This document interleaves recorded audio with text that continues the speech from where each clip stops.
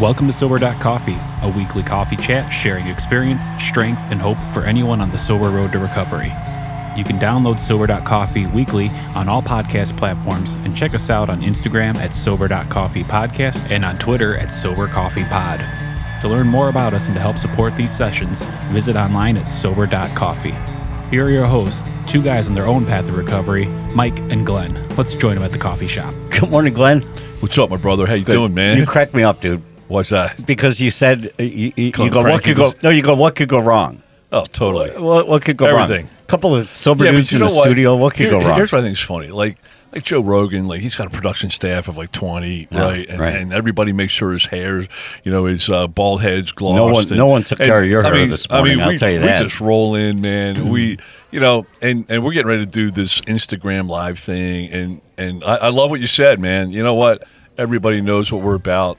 Yeah. We have no pretenses. We have no studio staff that fluffs up your hair, and I mean, it just is what it is, Yeah. And frankly, that's probably the biggest feedback we get from people is that we're real. Yeah.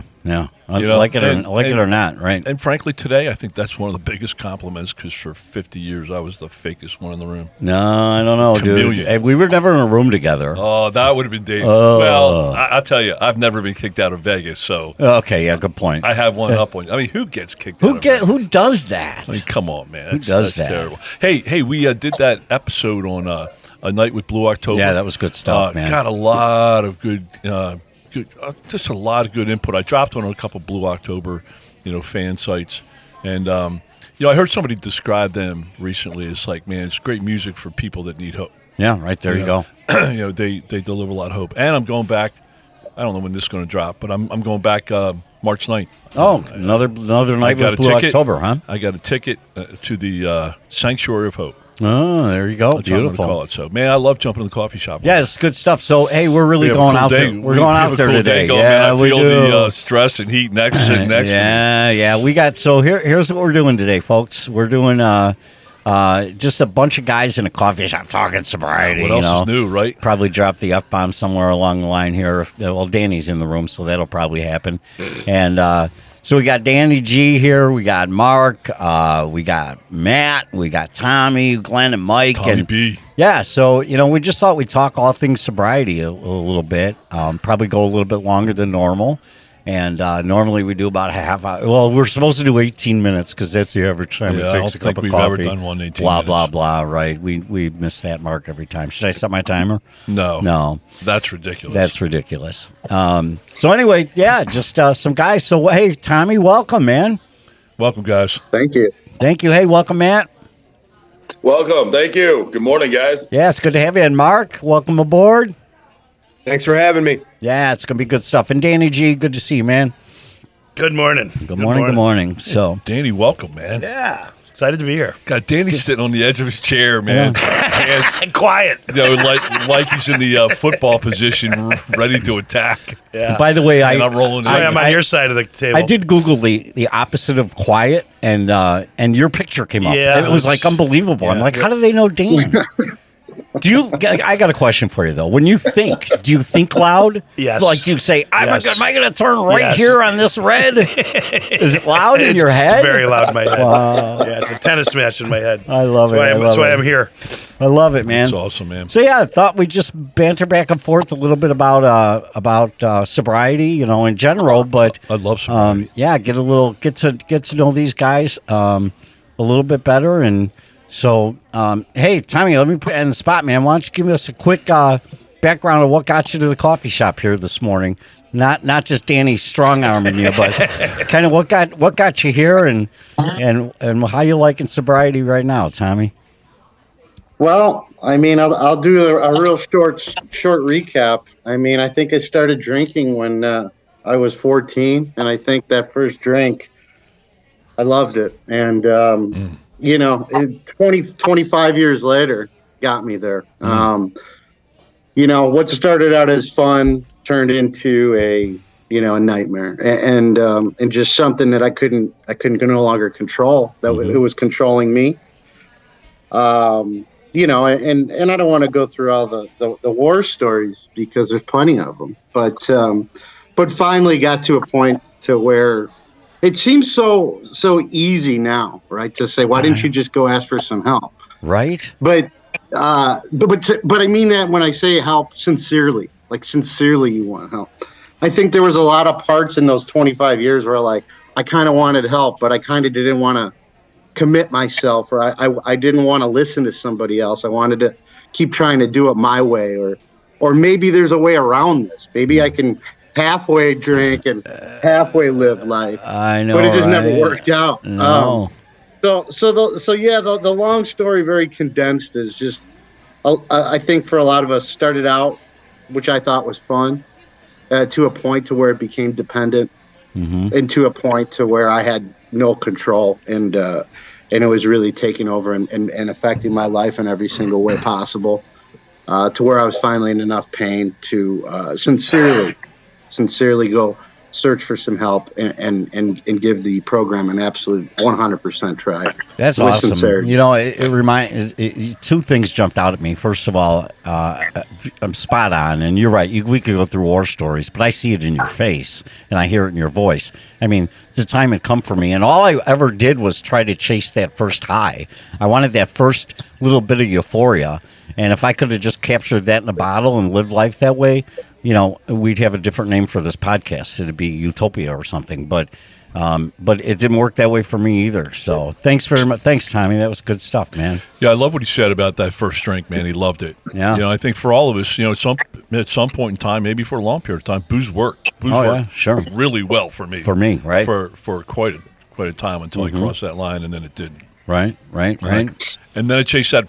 You know, that first time, man, I loved it. I remember exactly where I was, my first drink, my first real drink, and I could never chase that again. I could never find that high again, that feeling again. I tried. Right, and it was sexy, too. It was in a glass and everything with ice. I don't know. Sometimes. Yeah, right. Not at the end. All right, how about Matt? Matt, give us a little brief intro. Good morning, gentlemen. Good morning. Oh, man. What's up, Matt? So, yeah, I mean, a lot of you know I was around the rooms for a while before I actually surrendered and got sober. But, yeah, like most people, you know, I was born selfish, self-centered, and self-serving. And no matter how great I was, and, you know, I always judged myself by my intentions and not my actions. You know, but I lived in a world of, you know, I was a raging egomaniac with a horrible inferiority complex. You know, and I had this side of me that had emotions. And the first time I got drunk, all that insecurity went away. I'll never forget the first time I got drunk. All that went away. And that's all I ever wanted to live in was that state. You know, and but slowly but surely throughout life, everything would build and then everything would crumble. Everything would build and everything would crumble. Right. You know, and I never realized I never realized I was the problem. I thought life was the problem. You know, and I came around the rooms for a while and I didn't do any of the work. I just kind of hung around and I got the same results. I'd get years of cleaned up dry time, but sure enough, sooner or later, everything would fall apart again. And your life, you were loving life when you were in your clean time, right? I mean, you're getting your job back, you're getting your dog back, it's like a country music song gone backwards, right? Everything. And then something would happen that would affect me emotionally, and I'd end up right at the bottom of a bottle again. Right. You know, something big would happen, and boom, down I went. Wow. And it was always, it's just going to be for tonight, and it was always much, much later. Right. And the last time, it almost killed me. Right. But that brought me to that point of surrender where I decided I wasn't the higher power I thought I was, and I decided to ask for a little help from what I believe is God. So. Right. So much like Tom, you came to a point of the real ask, right? Wow, yeah, good stuff. I had to get over my own ego, and it took a lot of hard lessons to get over myself and get myself out of the way. Right. Good stuff, man. Good stuff. Mark, you're up, buddy. Morning, gentlemen. Good morning. Thanks again for having me. Yeah, thank you. Love it. Well, my journey is similar to a lot of the guys. I drank really well. I'll put that in air quotes for probably 35, 36 years. I was the king of the room. You weren't going to outdrink me. We were going to have a lot of fun together, and I thought that was part of my life, or what my life was supposed to be. And it took a long time to understand what the word humility meant, and that it has nothing to do with humiliation. And really to understand that I had a lot of fear that there was not a snowball's chance in hell I was ever going to own up to, until I truly became a man, until I realized what the hell I was doing and the ripple effect on everybody around me who wasn't at the party was just astronomical. And it took a long time. I'm embarrassed and elated to say at the same time that it's never too late to do the right thing. And I just hope to use myself. I know I am an example to my children, and I just hope to continue to do that and help other people, because it wasn't easy, but I'm at a place where I know I'm only going in one direction. Yeah. And before it was a crapshoot which direction I was going to go in, and now I know exactly where I'm going. Yeah, and that's a liberating thing. Yeah, it's awesome. Yeah, I'd wake up in the morning and go, how did I get here? I mean, not physically, but mentally. Like, where did I go last night, and how did I get here again? Again. Yeah, I love those thoughts on humility and fear. That really hit me. And then what Matt was saying about, building crumble. Mm-hmm. Oh, my gosh, that was like my daily life. Mm-hmm. Mm-hmm. Danny? Yes, sir. You got Danny's got a story. Always got a story. Well, it's actually not that exciting. Hey, Danny, 2 hours, please. 2 hours. Okay. Yeah, I think I can do that. Keep it to 2 hours. All right, I'll keep my clothes on, too. Very similar. I mean, I was listening to these guys talk, and, for whatever reason, the song My Way, by Frank Sinatra kind of was going through my head. It was going through my head when Tommy was talking. I know these three guys well, or fairly well, and, they're everything we did, we were successful at, or largely successful, except for dealing with alcohol. And for me too, it was fun for a long time, and then it wasn't. Right. That whatever that switch was that happened for me, it was around the age 40.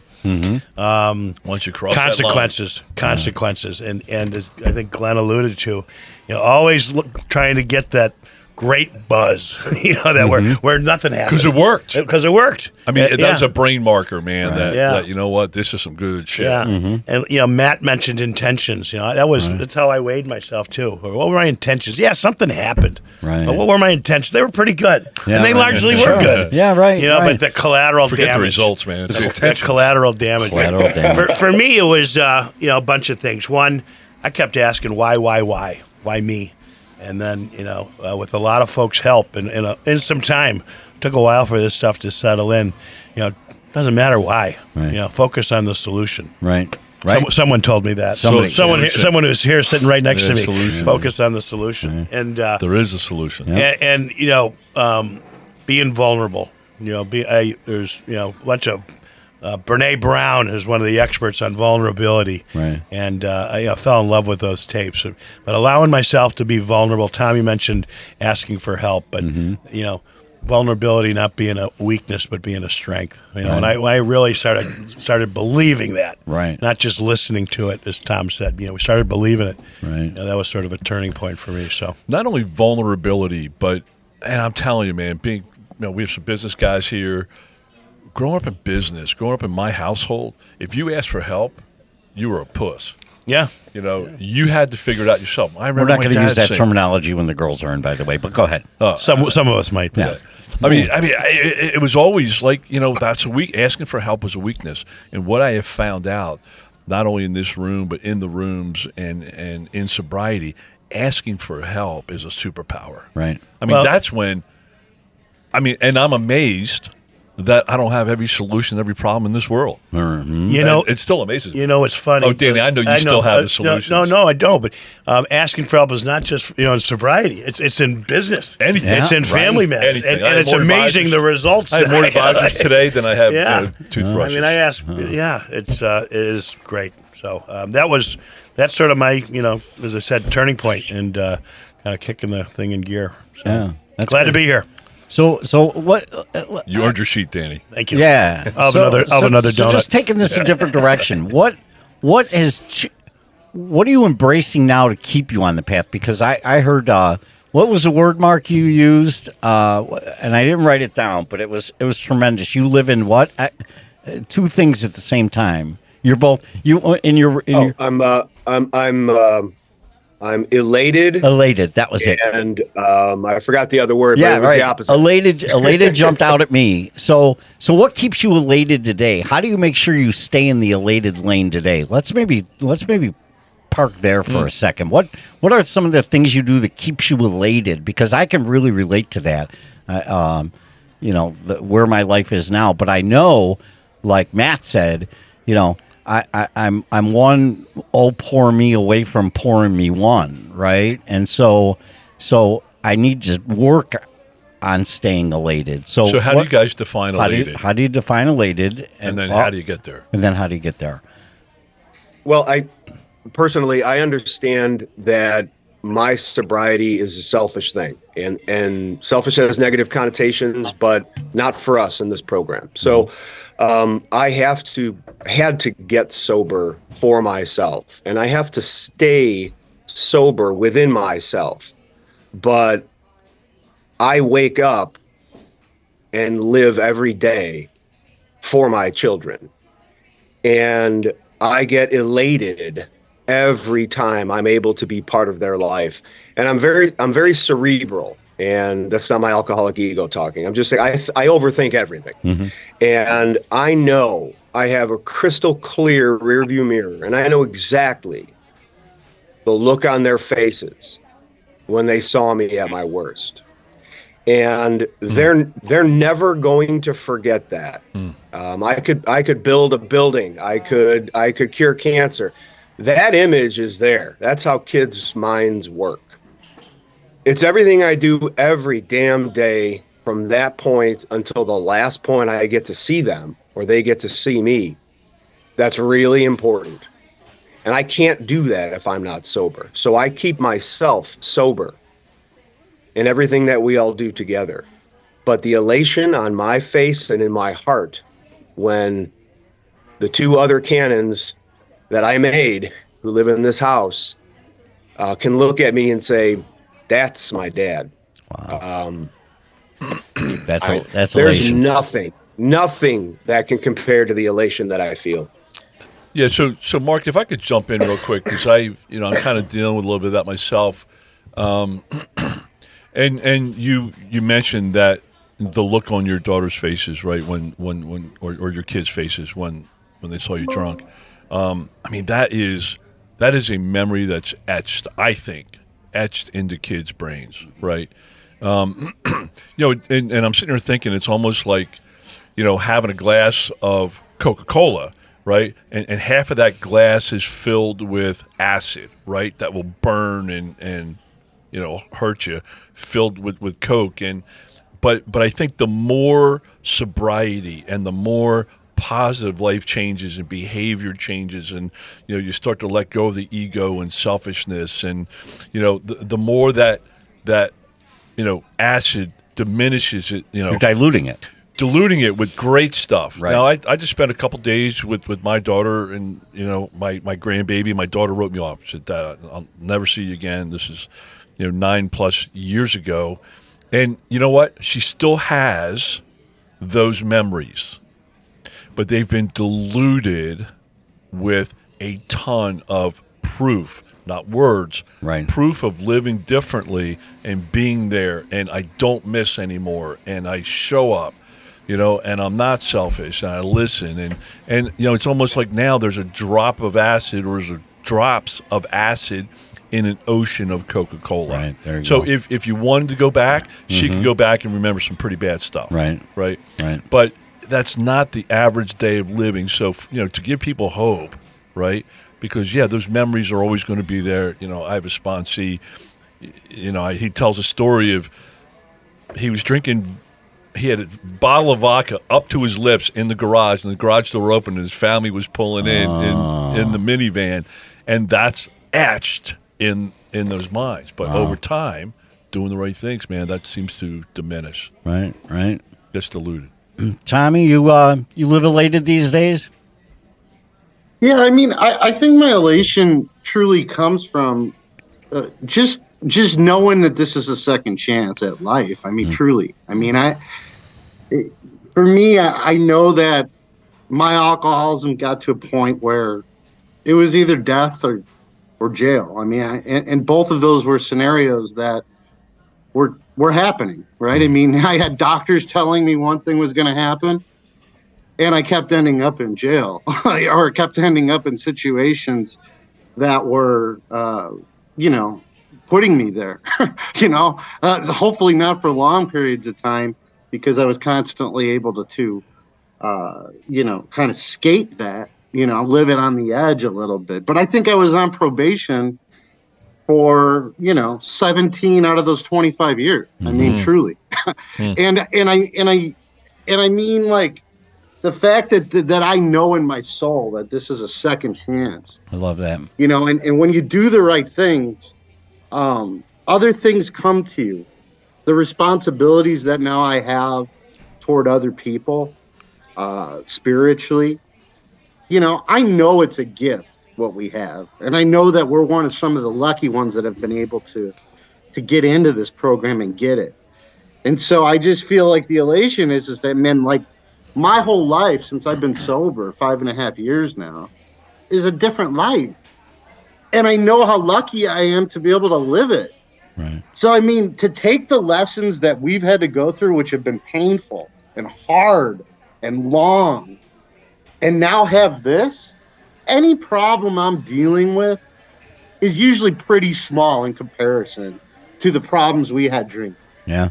Because we always had chaos. We always had big situations. I was always dealing with big, consequential situations. Yeah. The fact that I'm living this life and the fact that I feel healthier, the fact that I'm not afraid of people as much anymore. I have a social circle. My family's come back together. I've got a couple of great friends. I don't have a ton, but I've got a couple that I value. Before, I didn't value anything. I took it all for granted. Mm-hmm. So it's just two different lives, and I know how lucky I am. And so with that, I wake up and just, man, I get a second chance at life with all that all those mistakes and wisdom inside of me. Right. And it's powerfully elating. I mean, it's like, a shitty day for me now is not that shitty, because I know what shitty was. Yeah, I know what that I know what shitty is. Yeah, I know what shitty is. So I mean, it's just a really, I feel very, very grateful and truly. So what are you doing? What are you doing to protect that every day? What are your 1-2 things? Your 1-2 punch to protect that? I mean, I get down on my knees every day. I try to read. I try to read the 24 hours. I try to do certain little things. I mean, I probably do 10 or 11 different things. But, I just try to remember on a daily basis how blessed I am. I mean, I do stay in the program. I talk to people in the program. I'm not always perfect, with the program or anything. But I think you are, but whatever. But I think the one thing that definitely I do on a daily basis is just get on my knees and stay grateful and remind myself to stay humble. Mm-hmm. Because like I know I'm very, very fortunate, and and that's pretty much it. I just wake up in the morning, get down. At the end of the day, I get down. I try to read, and I try to just absorb all the information that's been taught to us, and try to pass that along. That's awesome. The one thing that really jumps out at me is because you talked about how lucky you are in this second chance, and we are lucky, and we got into this. The beautiful thing is there's no padlock on the front door of sobriety. Anybody can enter into it. Anybody can enter into this club. I mean, I had decades where I could have walked through the door. I didn't because I'm a knucklehead. I didn't because I was addicted. I didn't because I didn't know any better. But it's open 24/7. We can all, anybody who's listening, who's on the fence can enter into this. And, it's not an exclusive club, And I would just to add, I mean, I would just say that it's one of those things like anything else in our lives, I believe. It's like, you got to want it. Right, sure. Right. There were many years I didn't want this because I was scared of it. It's like I would rather live in that like shitty place because I'm scared of good things. I'm fearful of good things happening to me. You know, and until you do it, you're not going to know. Right. So, you know what I mean? For anybody who's like, you know, going through that mental space of like, what do I do? How do I do this? I don't want to.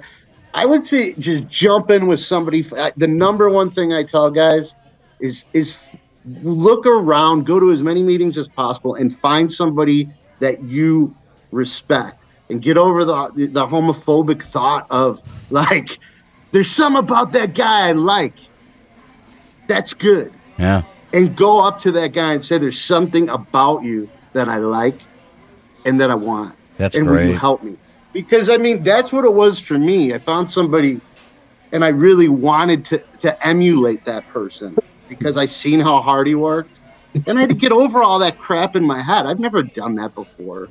You know, I come from a family where it's like, you know, men's mad. You know, I'm in a coffee shop with guys that I want to be like them. Really? I know there's 6 of us. Yeah, that's great. I mean, that's really where things started changing for me, was I sincerely found the right person. And I always tell guys like that, that's super important. There's a lot of guys in AA, and similarly to like finding a woman in your life or finding a great friend, there's not that many people that maybe may jive with you completely. Right. Take your time, but make sure you find that person. And when you do, don't hesitate to ask for the help, because that's, you know, you gotta like doing what you're doing and be with somebody who you feel comfortable with all this. And that's good stuff. Yeah. And again, I've had multiple sponsors, you know, that's another really good thing that I tell people too. You're not married to anybody, you know, you're responsible for your own sobriety. And, you know, there were times I needed this guy. There were times I needed this guy. There were times I needed this guy. Right. I want to work with a lot of different people, you know, so that's also something. Good stuff, man. Yeah, but that reminds me of my first temporary sponsor. I fired him because he didn't say what I wanted him to say. And I'm like, you know, I finally realized, hey, I should probably, you know, take some direction. Yeah, right. Yeah, well, that's a learning curve, too. He was trying to correct me, for God's sakes. Yeah, oh, my goodness. Screw that, the nerve of them, right? Screw that, man. Matt, elated, are you? Yeah, you know, I'm pretty happy most of these days. Yeah, even when life is bad, I'm still alive. How do I stay elated? You know, I stay elated through protecting my inner peace. You know, I work a program that gives me maintenance steps. You know, my sobriety is based off my spiritual condition on a daily basis. And if I maintain my spiritual condition, I usually stay pretty elated. You know, they brought up, I remember it was Mark, I think, brought up the just remembering to be grateful. You know, grateful. I mean, I was the case where I was almost dead before I surrendered. So I have that gift of, you know, the doctors had given me a date and said I wouldn't live to it. Mm-hmm. So I have that gratitude that when I asked for help from my higher power, I got it. So I always have that to go back to. But yeah, you know, I stay elated through everything that I do. You know, always staying grounded in my third step and then my maintenance steps, you know, always trying to continue to do the next right thing, always trying to keep my side of the street clean. You know, all those things that protect my inner peace and protect my sobriety also protect my happiness. Mm-hmm. And, you know, the more I stay grounded in the program and the more I work with others and I stay focused on what I can do right for the next person, mm-hmm. you know, what I can do right for somebody else, that keeps me out of me. Because as soon as I get into me, I get selfish, self-centered, self-serving, and my life starts to get dark, you know? Yeah, you know, and that gift of gratitude I've been given, that gift of a second life. I wake up every day grateful for the fact that I woke up. Mm-hmm. I wake up, I mean, I was truly, like a lot of us, anybody in sobriety has been given a second life. I look at it like that. You know, I squandered my first one. You know, I wasted a lot of time being all about me. And I've been given a chance to do things differently. You know, I was given the gift of life again. You know, I get to experience everything in life again, sober. And it's like a whole new experience every single time I do something. So, yeah, Good it's pretty stuff. amazing. Yeah, good stuff, man. Good stuff. Danny G, You're looking at me. elated. Yes. Well, I started off talking about My Way, the song. Now, Right. now I have the Ramones. I want to be elated. I wanna in be my head, elated, you know? right, Remember right. that song? Everything's a song, right, Glenn? Yeah. Totally. You know what brings me elation today is helping others. You know, it really is. You know, for a while, I mean, we're all self-centered, but you know, I always wanted the adulation and the happiness and stuff. I generally get more joy today out of helping someone else, and I don't need to get any recognition for it or pat on the back. That's sort of innate, and I've always had that since I was young. But it, you know, now you're working it. Yeah, and actively, Yeah. you know, and looking to do it ahead of anything else, Right. putting that first and foremost. So, you know, I try to do 2 or 3 things a day. You know, just it's a simple checklist. Try to make someone happy Right. a couple times a day, being a service. And not only in the rooms, but I see Oh, you, yeah. I see you doing it outside the rooms. More you know, often than not, outside. Just of being the nice rooms. in society. Yeah, saying hi to the bus driver Right. every morning, and can I help you with something? Yeah, I love it. You know, it's amazing how it makes you feel, and it carries over to everything. Your attitude, you know, if I'm smiling, something's good going to happen. Right. You know, so I love that Mark brought that up. Elation. You elated, Glenn? He's sleeping. I'm still trying to define what it means. Yeah. No, you know. Oh, you like that, right? No, I mean, I know a lot of these words. You know, I try to log in and figure out what it means, and I mean, there's periods of time. I mean, what I know is I know what peace is. Right. I have in my life. I have defined peace.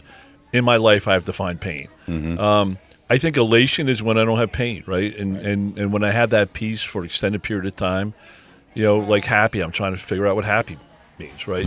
But I mean, there are times when my mood is elevated, and I call that, I guess, elation, and I call it being on the top of the first wheel, Right. you know, where things are like everything is rolling in my direction, you know. But I've also, and I hate to promote somebody else, but you know, it's a Gogism, you know, life is in the pain, so I don't try to escape the pain and the drudgery and the grinding of life anymore. I'm tending and learning to embrace that. And I think as I look back to periods of time when I do that, I think I find elation. I think it's like, hey, man, you know, I got through that, right? I didn't try to find a shortcut. You know, I went through it instead of trying to go around it. Because my whole life I tried to skirt and go around things, you know? So I think I find some. Yeah, I you know, for me, and you're right, Glenn. I like to kind of put some definition behind the word, but because happy and elation could be the same thing, but for me, it's different. Happy is one thing. It's just like, you know, seeing Taylor Swift dancing around in a suite makes me happy, you know, because it makes my daughter happy. But elation to me is something that comes from deep within, and I feel elated, and the best way it almost feels like my feet aren't on the ground, kind of like what the 3 of you talked about, 4 of you talked about, this second chance. I mean, I'm living a second life here that is so vastly different than the life I lived before that it's almost a pinch me, am I awake kind of scenario for me.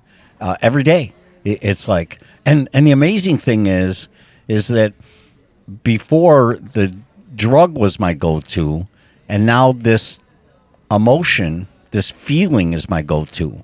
And I know for me to protect it, it's going to all happen in my head, right? So I can either get all caught up, because old Mike would get caught up in a scenario, a person, a place, a thing, an entity. The taxes would piss me off. New Mike just doesn't get pissed off, because what's really important? What's important to me is my sobriety. And if I have that, then I have, like Mark said, then I've got my daughters. If I've got my sobriety, then I've got my work. I've got my finance, or everything checks into play as long as I have my sobriety. Love it. Love it.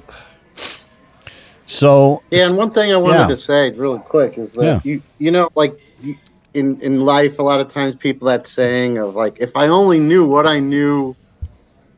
How does it go? If I only knew what I knew then, you know, what I know now, you know, and we really get a chance to, like, I don't look at that negatively. Like, I look at that as like such a gift. Like, Right. we know what we know because of what we went through now. And it's kind of like, there's no like it's like we get to take that value of that and apply it in our daily But lives. think about this, Tom. Think about this. It just dawned on me that we get that experience, right? That double lens experience. But I think about my daughter. You know, my daughter watched. We had her all packed up for a college visit, right? And all cars packed up, and then 11 o'clock at night, the repo guy comes by and takes my car, and I'm all out there drunk, telling him how he's an asshole. You know, the fact I hadn't made my payment in 8 months because my budget went to alcohol and drugs, that had nothing to do with it at 11 o'clock at night. And the look on her face, right? But here's the point I'm trying to make. When she looks at me today, she looks at me with both those lenses. She knows the irresponsible, uncaring, she knows old Mike. So she's looking at me. She doesn't. It's not like I've been some perfect dad her whole life. She knows what I've gone through.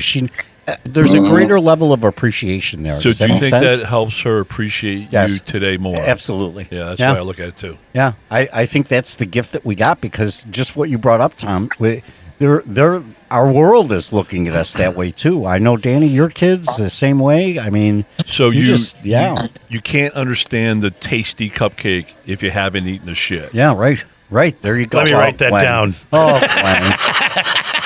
The king of analogies. I love it. Yeah, that's good stuff, man. That's really good stuff. Yeah, I don't know about you guys, but I used to be notorious for not showing up for holidays because I was going to go out and just stay out till about 11 o'clock. Really? Yeah. And then I was You calling did the family that? in the, Oh my I was gosh. calling the family. I was calling the family in the morning, telling them I had the flu or food poisoning.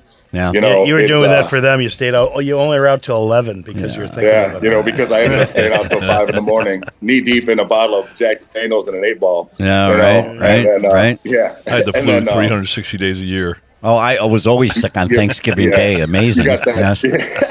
You know, you got those feelings of elation. It's when you walk in on Christmas morning and you're not hungover. Yeah, right. And you're present. And you're present in that day with your family and loved ones. Love it. You know, because time is short. You never know how long we have with those people. Mm-hmm. Mm-hmm. That brings me very deep joy. Yeah. Yeah, those That second relationships. chance we've been given. That second chance we've been given with those people that we care so much about, instead of being all about ourselves and all wrapped up in our own world. Mm-hmm. Yeah, because that whole plan didn't work out well for me. What do you got, Glenn? No. You're looking at something there. No, we're getting ready to go live, man. We're just posting. We're going to go live on Instagram, so we're teeing it up. Oh, I thought this was a practice session. Yeah, right. So Dry run. Yeah. So listen, any closing thoughts, No, we guys still around have the several minutes. guys around the table. Let's go around closing thought, and maybe let's sort it out this way. If you're out there, you're thinking about it. You're thinking about what you need to do to get involved in the second step. What's the first step towards the second chance at life? Where should you go? What should you do? Tommy, let's start with you. What are you thinking? I would say, it's like when you were a kid, like, and you were going to go try a ramp, or you were going to go jump off like a very high diving board. It feels scary, but it's the one thing. If I could give confidence to anybody, say just do it and just know that it's going to be okay. Mm-hmm. Walking through and sincerely asking for the help and listening to somebody else and being vulnerable. It's the entry into that new life. I love that, and you And don't have to do it alone. Right, is what you just said. And to I me. would just say, but again, we're so used to doing it our way that it's very difficult step to take. But I just, with 100% sincerity, take it, and trust me when I say it's the best step you'll ever take, because I mean it certainly has changed my life and so many countless others, and that's why I just really appreciate you guys even inviting me here and being able to speak with you guys. Well, thank you, man, and I'll tell you what, we appreciate you. So he's going to go out yodeling later. Okay. Switzerland. Mark, what about you? What do you think? What do you think those important first steps are? Remembering from your journey, what would you recommend? Honesty, and that encompasses a whole bunch of other words. But if there are many people in our program, outside of our program, in our lives, and at one point, for a long point, myself included, just completely and utterly full of shit, and with yourself, and whatever you have going on, until you can be completely honest. And I don't mean run around and tell everyone you ever met everything you've done wrong. That would be catastrophically asinine to do that. But to just be honest with yourself, because once you stop shoveling the you-know-what, then you can actually start learning. You can't take stuff in when it's completely full of crap. Right. You have to empty it. You have to make room for the rest of your life, like Matt and Tom and Danny said. You have to. The rest of your life, that second chance can't start until you get rid of some of that stuff. That's great. That's my advice. Yeah. Right. Oh, that's such a great point. Such a great point. For getting sober, but then for staying sober, the same thing happens. I mean, this cycle of cleansing is a constant cycle I'm on. I can't let the bullshit build up. I've got to keep through that because I need the clarity to move forward. Thanks, Mark. That's good stuff, man. How about you, Matt? Yeah, with Mark, the honest, open-minded, and willing. Take an honest look at your life. If you're here listening to this and you're struggling, there's a reason. Look around the rooms. Look at the people that are doing the work. Do they really look unhappy? Do they look as miserable as you? Don't they look like they've got something better? Be open-minded to try something different, because doing the same thing over and over again only yields the same results. And become willing to change.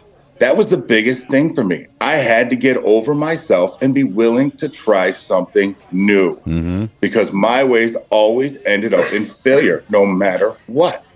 That's how my brain works, because I'm rooted in selfish, self-centered, and self-serving, and I have an addiction in alcoholism that loves to feel sorry for myself, So, yeah, open just and become willing. open, honest, open-minded, and willing to do something different, to give yourself a second chance. Love it.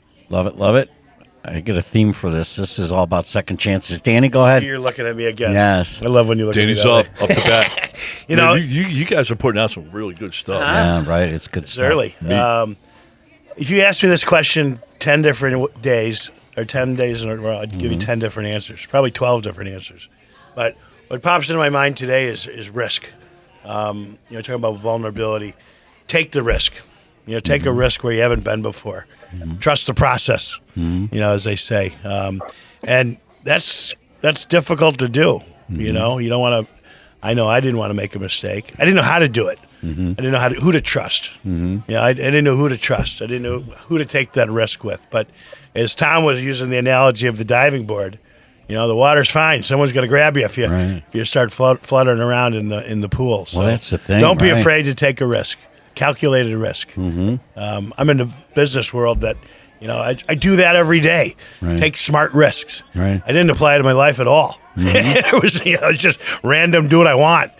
As Matt said, self-centered.